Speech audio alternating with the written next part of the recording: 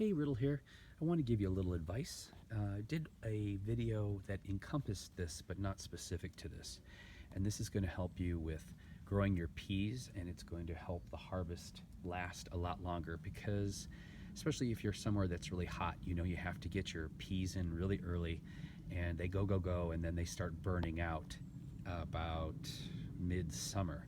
But this can actually help to prolong the life of peas and help you to get a lot more from the harvest. And what the tip is the tip.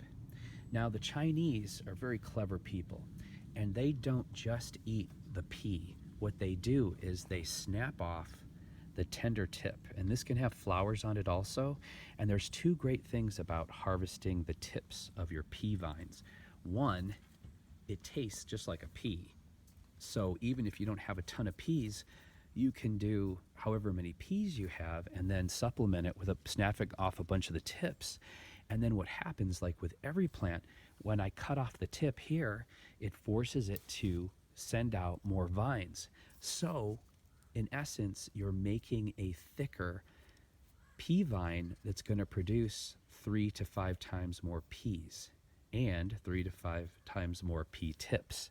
And by cutting it, it's not going to get long and lanky, and it's going to make the plant produce and live longer. Now, when you cook them, this is the secret. Of course, the pea pods take a little longer to stir fry. So first you're going to put your pea pods down into your stir fry and get those cooked but not overcooked. And then at the end, you're going to add the tender tips that you've snapped off and just quickly stir them in and take it off the heat. And you're going to just love the flavor and love the bounty of it. And it's a great way of getting extra vegetables in your diet. That's it.